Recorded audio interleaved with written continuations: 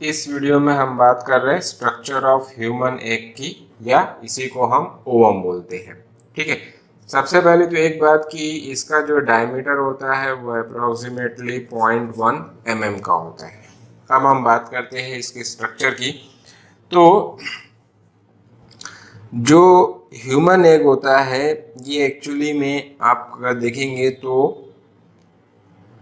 पहले तो ये प्लाज्मा मेम्ब्रेन होती है।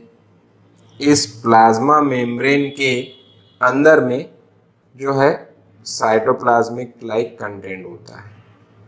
ओके, ये जो साइटोप्लाज्मिक कंटेंट होता है, ये साइटोप्लाज्मिक कंटेंट को दो अलग अलग नाम से जानते हैं। तो जो ये आउटर रीजन में जो साइटोप्लाज्मिक कंटेंट है इसको हम बोलते हैं एग कॉर्टेक्स एरिया, है ना। और उसी को हम क्या बोल सकते हैं, ये एग का कॉर्टेक्स एरिया है, और इसी को हम बोल सकते हैं एक्सोप्लाज्म। तो यहाँ पर जो साइटोप्लाज्म उसको बोलेंगे एक्सोप्लाज्म। और जो सेंट्रल साइड में जो साइटोप्लाज्मिक कंटेंट है या यॉक कंटेंट है उसको हम बोलते हैं ऊप्लाज्म। उसको हम बोलते हैं ऊप्लाज्म। तो ऊप्लाज्म में आपका न्यूक्लियस आ जाएगा। ओके, साथ में पूरे के पूरे ऑर्गेनल्स आ जाएंगे, ऑल ऑर्गेनल्स। ठीक है, अब इसका जो न्यूक्लियस होता है ना, न्यूक्लियस जो होता है वो थोड़ा सा वन साइड में शिफ्टेड होता है। तो ये इसका न्यूक्लियस है, मान लीजिए। इसके न्यूक्लियस को हम बोलते हैं जर्माइनल वेसिकल। इसको हम बोलते हैं जर्माइनल वेसिकल। और मैंने बोला था इसके बाहर ये क्या है, प्लाज्मा मेम्ब्रेन है। ये जो है प्लाज्मा मेम्ब्रेन, या इसी को कई बुक में एक और नाम से बोला गया है जिसको हम बोलते हैं विटेलाइन मेम्ब्रेन। जिसको हम बोलते हैं विटेलाइन मेम्ब्रेन। ठीक है, अब इसके बाद की जो कहानी है थोड़ा सा डिफरेंट है। ठीक है, ये एक पॉइंट आप नोट कर लीजिए कि ये जो विटेलाइन मेम्ब्रेन है it is secreted by cell. ये इस सेल की खुद की बनाई हुई प्लाज्मा मेम्ब्रेन है। ठीक है, अब इसके बाद यहां पर इसके ऊपर एक लेयर और होती है इस टाइप से। ठीक है, इसको हम यहां पर जो है जो दूसरी लेयर है एक्चुअली में इसको हम यहाँ पर सेल्स होती है, ये सेल्स जो है सन रेस के टाइप में अरेंज होती है ना।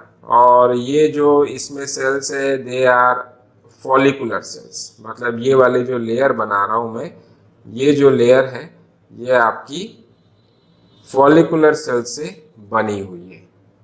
ओके, इस टाइप से।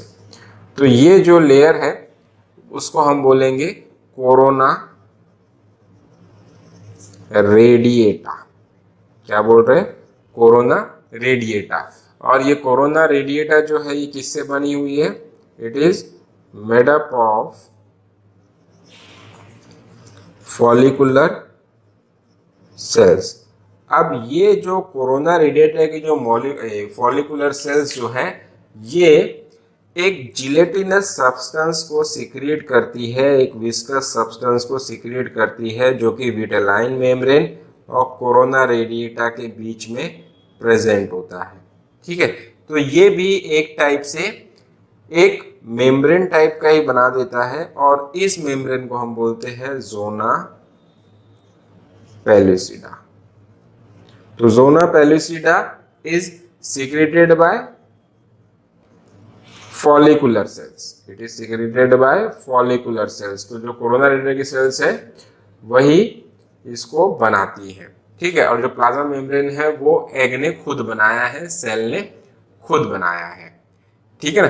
तो इस टाइप से अब यहां पर एग के जिस साइड में ये जर्माइनल वेसिकल प्रेजेंट होता है उस पोल को हम बोलते हैं एनिमल पोल, क्योंकि इसी पोल से स्पर्म की एंट्री होने वाली है फर्टिलाइजेशन के टाइम पे।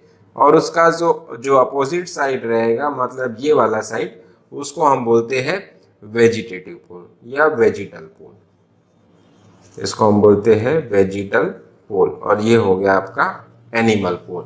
तो यहाँ पर क्वेश्चन आ सकता है कि एनिमल पोल किसको बोलते हैं या वेजिटल पोल किसको बोलते हैं। ठीक है, अब थोड़ा सा हम समराइज कर लेते हैं कि एग की मेम्ब्रेन्स कितने टाइप की होती है।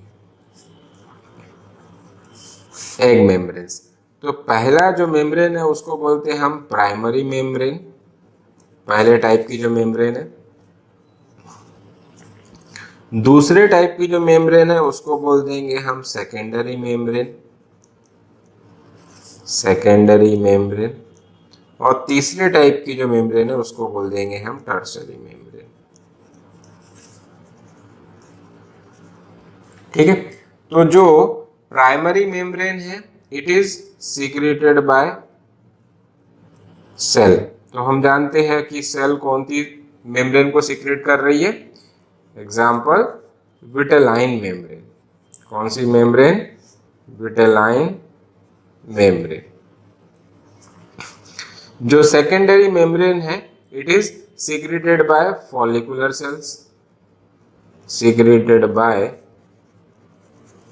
Follicular cells. और इसके लिए कौन सा नाम है? एग्जाम्पल इसका जोना पेलुसिडा,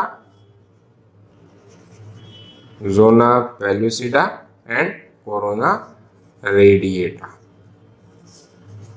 कोरोना रेडिएटा जो है ये सेकेंडरी मेम्ब्रेन है। और टर्सरी मेम्ब्रेन जो होती है it is secreted bye glands और ओविडक्ट। ओविडक्ट मतलब कि आपका फैलोपियन ट्यूब होता है। ओके, तो ये इसका एग्जाम्पल में आ जाएगा आपका शरीर। तो इस टाइप से हम ह्यूमन एग के स्ट्रक्चर को कंप्लीटली समझ सकते हैं। Okay, thank you.